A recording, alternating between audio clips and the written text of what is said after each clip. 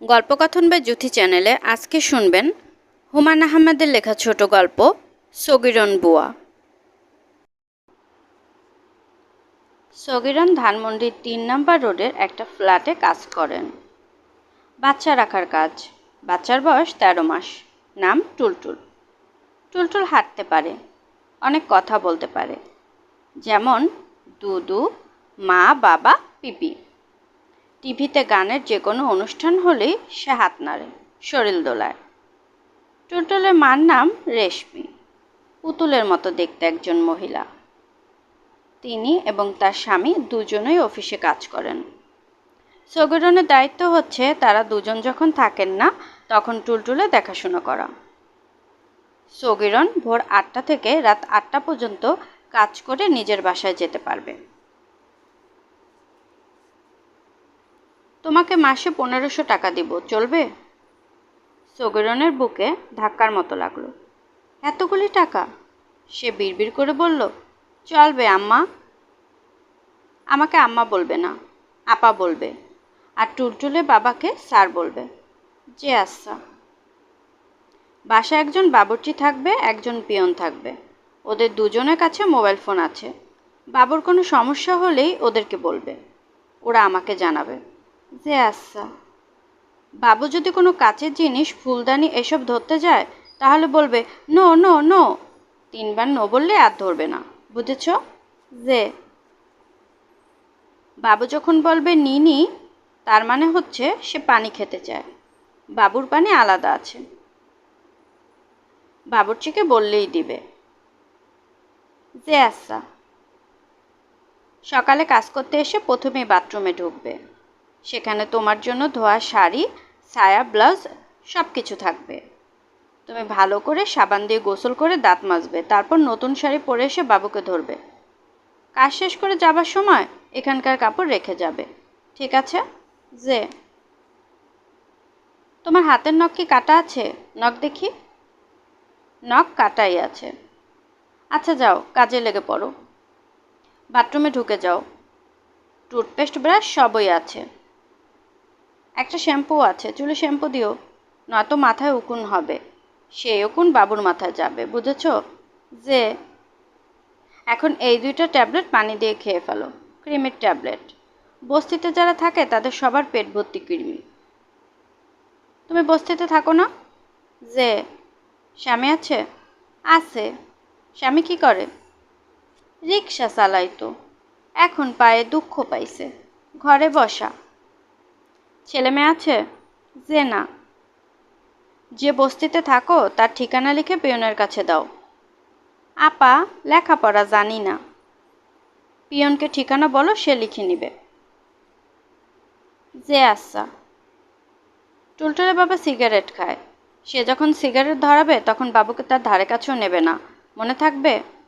থাকবে। প্রথম দিন কাজ শেষ করে সগীরন বস্তিতে ফিরল।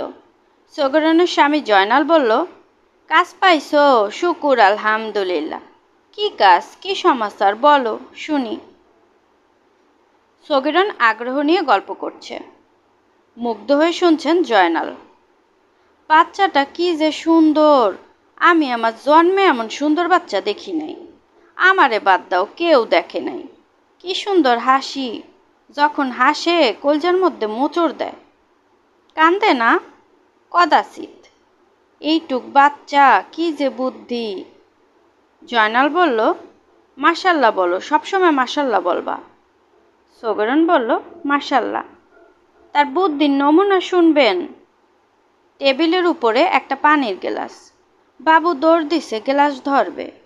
আমি বললাম নো নো নো, বলার সাথে সাথে সে দাঁড়ায়া গেল। আমার দিকে চায়া এমন একটা হাসি দিল যে কলজা পুইরা গেল। আমার নিজের এমন একটা পুলা থাকলে বলতাম, যাও বাবা গ্লাস ধরো, ইচ্ছা করলে ভাইঙ্গা 4 টুকরো করো, কিচ্ছু বলবো না। সগীরনের চোখে পানি এসে গেছে। সে শাড়ির আঁচলে চোখ মুছল। জয়নাল বলল, তুমি তো বাচ্চাটারে চোখ লাগাইয়া দিবা। বেশি স্নেহ পড়লি চোখ লাগে। অজু কইরা 2 রাকাত নফল নামাজ পইরা আল্লাহ পাকেরে বলো যেন চোখ না লাগে। সগিরন নামাজ পড়তে উঠে গেল। টুলটুলদের বাড়িতে সগিরনের কাজের 15 দিনের মতো হয়েছে। এই 15 দিনে টুলটুল সগিরনকে ভালোভাবে চিনেছে। সগিরন যদি ডাকে, বাবু কই গো, টুলটুল সঙ্গে সঙ্গে বলে সগি। সগি মানে সগিরন। বলেই সে দুহাত বাড়িয়ে বলে কুলা। কুলার অর্থ টুলটুল কোলে উঠতে যাচ্ছে, তাকে কোলে নেওয়াতে বিপদ আছে। সে কথা নেই বার্তা নেই, কুট করে সগিরনের ঘাড়ে কামড় দেবে। সগিরন ব্যথা পেলেও কিচ্ছু বলবে না, বেচারা দাঁত শিরশির করে, না কামড়িয়ে কি করবে। সগিরন প্রতিদিনই নতুন নতুন গল্প স্বামীর জন্য নিয়ে আসে। সেই গল্প শুনতে জয়নালের বড় ভালো লাগে। টুলটুলকে দেখতে ইচ্ছে করে। সগিরনের পক্ষে সম্ভব না বাচ্চাটাকে এ বাড়িতে নিয়ে আসা, তার পক্ষেও সে বাড়িতে যাওয়া সম্ভব না। অ্যাক্সিডেন্টে তার বাম পা কাটা পড়ায় সে ঘরবন্দি। ক্রাচ একটা আছে, বগলে ক্রাচ লাগিয়ে হাঁটতে বের হওয়া তার জন্য ঘৃণাকর। যে একদিন বাতাসের আগে রিক্সা চালিয়েছে সে ক্রাচে ভর দিয়ে হাঁটবে, ছি ছি। রাতে ভাত খেতে বসে সগিরন বলল, আজ কি হয়েছে শুনবেন? বাবুর পিতামাতার মধ্যে বাজি। বাবু পিতামাতার মধ্যে কারে বেশি পছন্দ করে? বাপ মা দুইজনে ঘরের দুই কোণায় দুই সোফায় বসছে। আমি বাবুরে কুলে নিয়া মধ্যিখানে খাড়ায় আছি। আমি বাবুরে সাইরা দিব, বাপ মা দুজনই একত্রে ডাকবো, আয় আয়। বাবু কার দিকে যায় সেই বাজি। জয়নাল বলল, পুত্র সন্তান তো মার কোলে ঝাঁপ দিয়ে পড়বে, এটাই জগতের নিয়ম। সগিরন বলল, শোনেন না ঘটনা কি। আমি বাবুরে ছাড়লাম, দুজনেই একত্রে হাত উঠাইয়া ডাকতেছে, আয় আয়। বাবু রওনা হইল বাপের দিকে। মায়ের মুখটা কালো হয়ে গেল। বাপের কাছাকাছি গিয়া বাবু তার বাপের দিকে তাকাইয়া হাসল। তারপরই এক দৌড়ে মার কোলে ঝাঁপ দিয়া পড়ল। জয়নাল তৃপ্তির হাসি হেসে বলল, বলেছিলাম না মার কোলে যাবে। কথায় আছে না, কিসের মাসি কিসের পিসি কিসের বৃন্দাবন, মরা গাছে ফুল ফুটেছে মা বড় ধন। বাজিতে হাইরা টুলটুলির পিতা কি বলল? বলল নটি বয়। নটি বয় কি? আহ্লাদের কথা। স্যারের মনে আহ্লাদ হইলেই স্যার বলে নটি বয়। জয়নাল বলল, বাজি কি ছিল, টাকা পয়সার বাজি? সগিরন বলল, না, চোখের ইশারায় বাজি হয়েছে। তয় আমি অনুমান করেছি। কি অনুমান করেছ? সেটা বলবো না, লজ্জার বিষয়। থাক তাইলে, বলার প্রয়োজন নাই। বাবুর একটা ছবি যদি সম্ভব হয় আনবা, দেখতে ইচ্ছা করে, পরে ফেরত দিও। আচ্ছা, চেষ্টা নিব। 2 দিনের ভেতর সগিরন ছবি নিয়ে এলো। আনন্দে সে ঝলমল করছে, কারণ এই ছবি তাকে ফেরত দিতে হবে না। সগিরন বলল, বাবুর মা কি যে ভালো, এটা আপনার কল্পনার মধ্যেও নাই। আমি যখন বাবুর একটা ছবি চাইলাম, আপা বলল ছবি দিয়ে কি করবে। আমি বললাম আমার স্বামী তারে খুব দেখতে চায়, উনারে দেখাইয়া ছবি ফেরত দিব। আপা বললেন, এই নাও ছবি, ফেরত দিতে হবে না।